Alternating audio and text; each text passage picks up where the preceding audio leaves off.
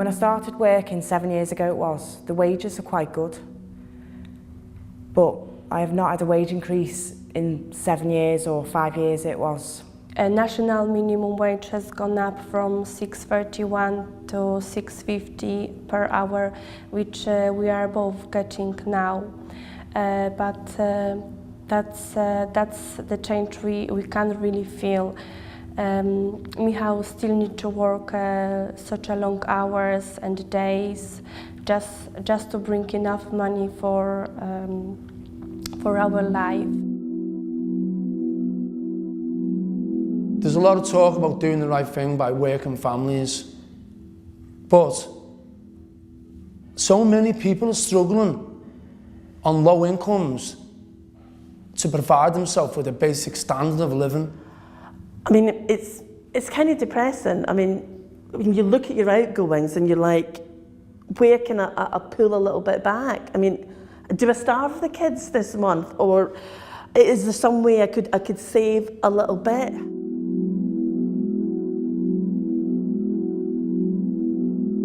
I got an email off the landlord, well, basically saying he wants the house back, get out.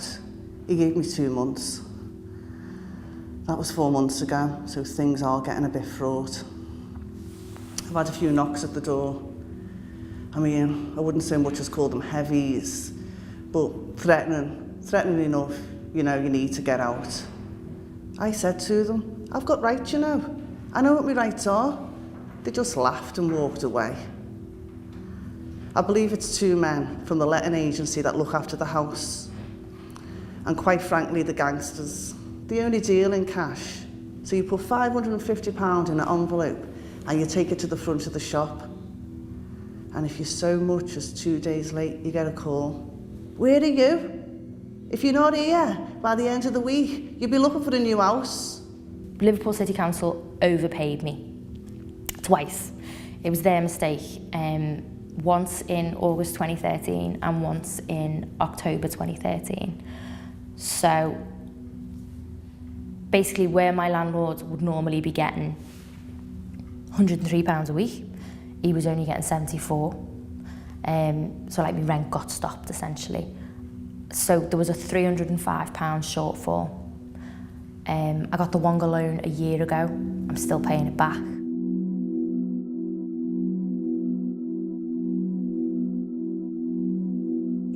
It's like, where do you start? Where can you possibly tackle that sort of thing?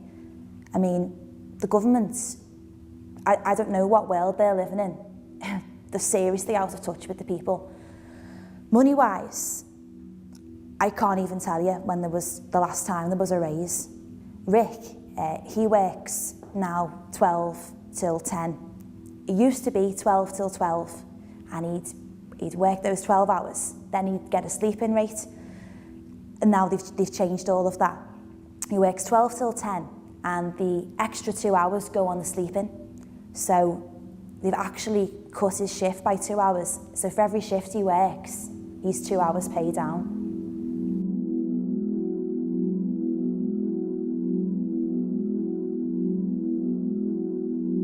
Well, we see each other now on a Monday and a Tuesday. Then Wednesday, Thursday, Friday, Saturday nights we spend together. Sunday we don't see each other at all. And then she goes into work, and when she's coming home, I have to go out.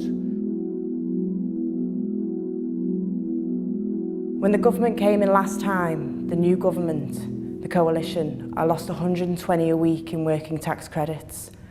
So I just get my child tax credits now and my wages. Previously, I had working tax credits, so it was like a massive amount of money to lose, so it is completely different now to then. Now I live on my overdraft, not in credit anymore, never credit my bank. Do you know what I mean? It's gone from a £200 overdraft to a £900 overdraft in the space of 2 years. I've got a bank overdraft. It's just an overdraft of £750. They charge me £20 a month to maintain it. It just stays the same. There's nothing I can do about it.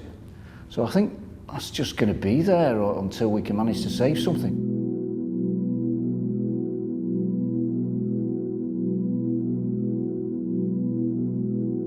But you get to hear a lot of They should go back home.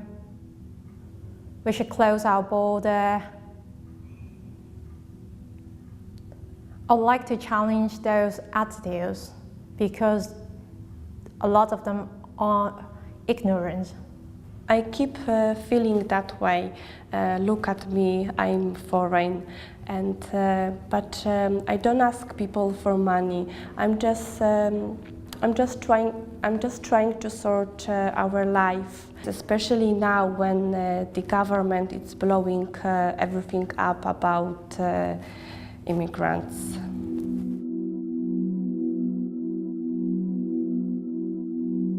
And the staff expenses, they're like £3 a day. So if the lad who looks after wants to go into town, well, that's more than gone, isn't it, already? You know, he's going out from noon till 8 AM the next morning.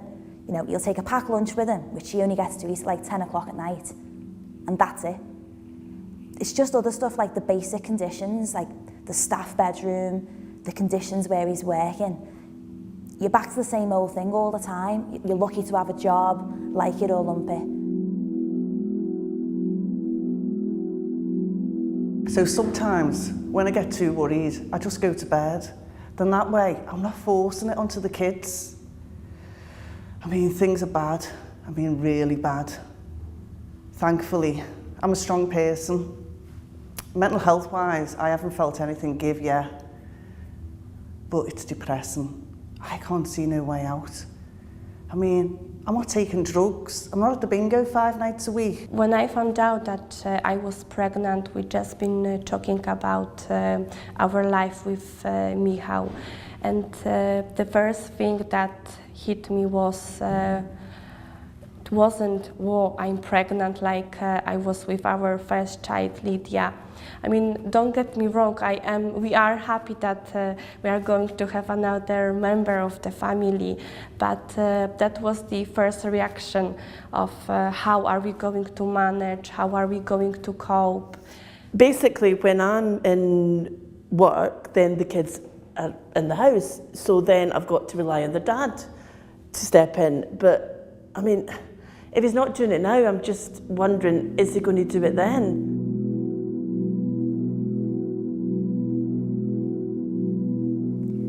Rick hasn't heard from his friend for a while, and he's like, I'm sure he's pissed off with me or something. But the thing is, like, you know, every time he was ringing him, he was like, oh, come out for a drink, come for a drink.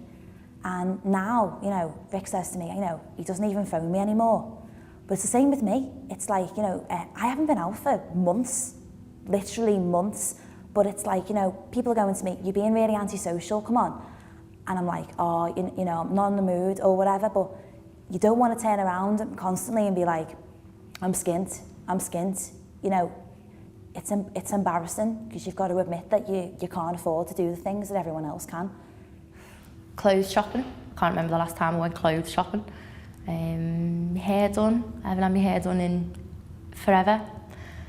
I mean, it's hard because the baby gets everything. What she needs, she gets. If I've got a bit extra, I might get my hair cut or treat myself to a book or something like that.